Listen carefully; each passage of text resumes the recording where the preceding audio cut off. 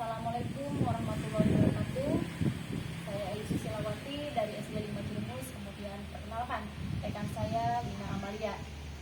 Pada hal ini saya akan memberikan sebuah kasus yang harus dianalisa oleh rekan saya dan diberikan sebuah tanggapannya. Yang mana kasus tersebut adalah adanya seorang siswa yang bernama Abdul kemudian didatangi oleh ayahnya ketika sedang pembelajaran berlangsung, dan ayahnya tersebut dengan membawa alat ya dari rumahnya agar si Abdul tersebut untuk keluar dari kelas meninggalkan pembelajaran agar Abdul bisa membantu pekerjaan ayahnya. Nah, kasus tersebut Ibu, menurut pandangan Ibu, coba apa hal yang perlu dilakukan untuk menangani kasus tersebut? Apakah harus menangani Abdul terlebih dahulu, ataukah harus segera mengusir ayahnya, atau kita hanya bisa berdiam diri saja karena itu urusan ayah dengan anaknya? Nah, untuk itu dipersilakan kepada Ibu. Kasusnya seram pisan ya. Soalnya saya biasa bertugas di daerah perkotaan yang kasus tersebut belum pernah saya alami. Cuma saya hanya bisa menganalisa dari kasus tersebut bahwa Bapak Anwar adalah seorang orang tua yang belum mengerti pentingnya pendidikan. Sedangkan Abdul adalah seorang anak yang mau merubah nasib, mau ingin dirinya itu lebih baik dari bapaknya. Jadi Abdul itu mengerti sekali pentingnya pendidikan, tapi orang tuanya Bapak Anwar tidak tahu pentingnya pendidikan. Jadi Bapak Anwar hanya fokus pada ini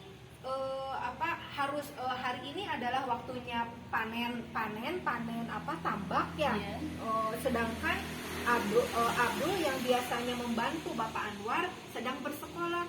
Otomatis karena rasa capeknya yang luar biasa, tidak ada yang membantu, akhirnya dia marah-marah datang ke sekolah. Itu untungnya Abdul punya seorang guru yang sabar, baik ya. Jadi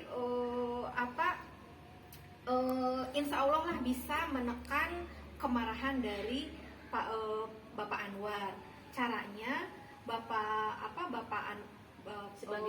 sebagai guru Abdul tentu ya menghilangkan dulu rasa takutnya, karena kan Pak Anwar teriak-teriak sampai bawa parang, itu sangat menakutkan sekali. Pasti gurunya Abdul itu ketakutan pasti. Tapi di satu pihak dia juga harus melindungi siswanya, yaitu Abdul yang dijemput oleh ayahnya dengan marah-marah ya. Mungkin bisa ya pertama mengurangi rasa takutnya ya, datang ke Bapak Anwar dengan baik-baik, dengan lemah lembut, selemah lembutnya, karena orang yang kasar itu tidak bisa kita hadapi dengan kasar pula tidak bisa dihadapi dengan kasar. Kita merendahkan serendah-rendahnya, kita melembutkan selembut-lembutnya. Bapak, ini waktunya sekolah, insya Allah Abdul juga kalau sudah selesai sekolah saya pastikan akan membantu Bapak ya, membantu pekerjaan Bapak. Yang penting Abdul waktu ini adalah waktu sekolah.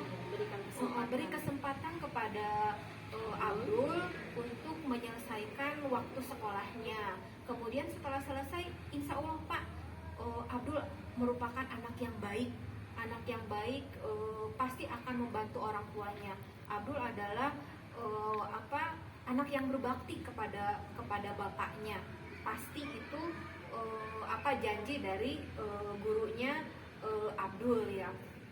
itu kemudian sambil memastikan bahwa pendidikan memang bukan segala-galanya, tapi segala-galanya bisa berawal dari pendidikan. Itu harus sedikit demi sedikit ya dicamkan atau